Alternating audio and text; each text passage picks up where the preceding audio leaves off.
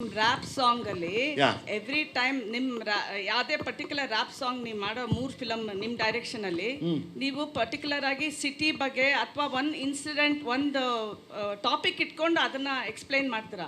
So ಬಾಬಾ ಬಾಬಾ ಮೂಲಕ particular ಆಗಿ ಏನು ಎಕ್ಸ್ಪ್ಲೈನ್ ಮಾಡಕ್ ಹೊರಟಿದ್ರು? ಈ ರ್ಯಾಪ್ ಅನ್ನೋದು ಉಟ್ಕೊಂಡಿದ್ದೆ ಯಾವಾಗಲೂ ಪೇಯ್ನ್ ಹೇಳೋದಕ್ಕೆ.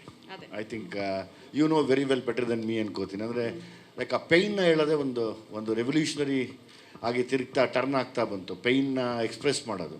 ನಾನು ಹಂಗೆ ಸಿಟಿಲಿರೋ ಪೇಯ್ನ ಈ ಸಾಂಗ್ ಮೂಲಕ ಹೇಳೋಕ್ಕೆ ಇಷ್ಟಪಡ್ತೀನಿ. ಬಾವಾ ಬಾವಾ ಅದೇ ಇದ್ರ ಜೊತೆ ಈ ಪರ್ಟಿಕ್ಯುಲರ್ ಬಾಬಾ ಬಾವಲಿ what do you want to explain about the city?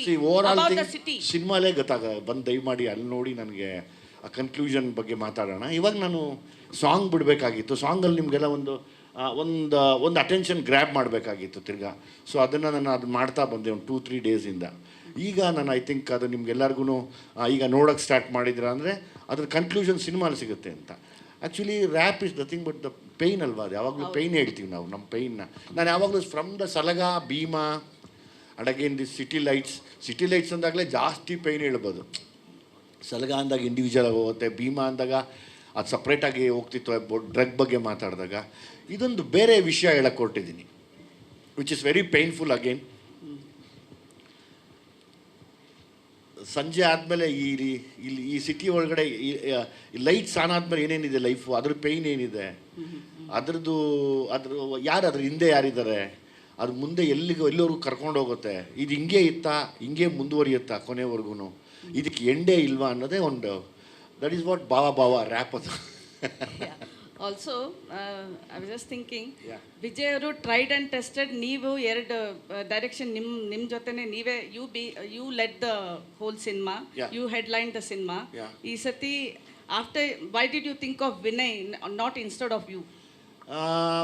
ನನಗೊಂದು ಆ ಟೈಮು ಬಂದಿತ್ತು. ಅಂದರೆ ಸ್ಕ್ರಿಪ್ಟ್ ಮಾಡಿ ತುಂಬ ದಿವಸ ಆಗಿತ್ತು. ಲೈಕ್ ಆ ಟೈಮು ಕರೆಕ್ಟಾಗಿ ಎಲ್ಲರೂ ಈ ಸತಿ ನಾನು ಡೈರೆಕ್ಷನ್ ಮಾಡ್ಕೊಳ್ಳೋದು ಬೇಡ, ನಾನು ವಿನಯ್ಗೆ ಮತ್ತು ಮೋನಿಷಾಗೆ ಮಾಡೋಣ ಅಂತ. ಸೊ ಮೋನಿಷಾನು ಅಷ್ಟೊತ್ತಿಗೆ ರೆಡಿ ಇರೋದ್ರಿಂದ ವಿನಯ್ ನಂಗೆ ತುಂಬ ಇಷ್ಟ ಪರ್ಸ್ನಲಿ. ವಿನಯ್ನ ನಾನು ಸಿನಿಮಾ ಹೊರತುಪಡಿಸಿ ನಾನು ವಿನಯ್ನ ತುಂಬ ದೂರದಿಂದ ಅಬ್ಸರ್ವ್ ಮಾಡ್ತೀವಿ ಯಾವಾಗಲೂ. ಈಗ ವಿನಯ್ ಅಥವಾ ನಾವು ಸಿನಿಮಾಗೆ ಬರೋಕ್ಕಿಂತ ಮುಂಚೆಯಿಂದನು ಈಗ ಯಾರೇ ಆಗಲಿ ನಮ್ಮನ್ನು ಅಬ್ಸರ್ವ್ ಮಾಡೋರು ಯಾರೋ ಇರ್ತಾರೆ.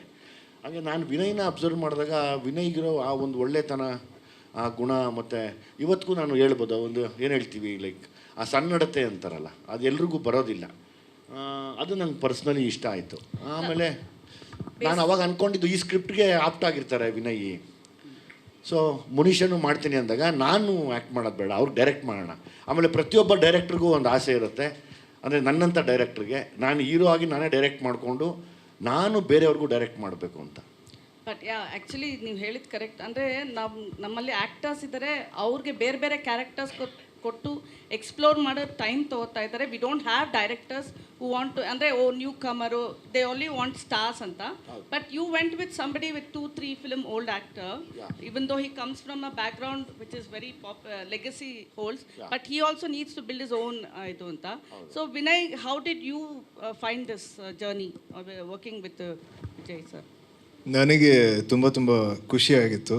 ಅಂದರೆ ಇಡೀ ಎಕ್ಸ್ಪೀರಿಯನ್ಸೇ ತುಂಬ ಚೆನ್ನಾಗಿತ್ತು. ನಾವು ಅನ್ಸುತ್ತೆ ಸೆಟ್ಟಲ್ಲಿ ಬರೀ ನಗ್ತಾನೆ ಇದ್ವಿ, ಕಂಟಿನ್ಯೂಸ್ ಆಗಿ ಇವಾಗಲೂ ನಗ್ತಾನೆ ಇದ್ದೀವಿ. ಆಮೇಲೆ ವಿಜಯ್ ಸರಿಂದ ಸಾಕಷ್ಟು ಕಲಿತೆ. ಆಮೇಲೆ ಅವರು ಎಷ್ಟು ದೊಡ್ಡ ಆ್ಯಕ್ಟರ್, ಎಷ್ಟು ಎಕ್ಸ್ಪೀರಿಯನ್ಸ್ ಇದೆ. ಸೊ ಅವ್ರಿಗೆ ಒಂದು ಆ್ಯಕ್ಟ್ರಿಂದ ಏನು ತೆಗಿಬೇಕಂದ್ರೆ ತುಂಬ ಚೆನ್ನಾಗಿ ಗೊತ್ತು. ಸೊ ಆ ಕಂಫರ್ಟ್ ಇತ್ತು. ಆಮೇಲೆ so I could get my best performance out ಅನ್ಸುತ್ತೆ. Okay, we are just beginning, no, so more press meets will happen, so will get no more. Yes, exactly. ನನಗೆ ಗೊತ್ತಿರಂಗೆ ನಾನು ಇನ್ನೊಂದು 3-4 ಪ್ರೆಸ್ ಮೀಟ್ ಮಾಡ್ತೀನಿ, ದಯಮಾಡಿ ನೀವೆಲ್ಲ ಬರಬೇಕು. Of course, Monisha, welcome to the Kannada industry. Thank you so much, ma'am. Thank you.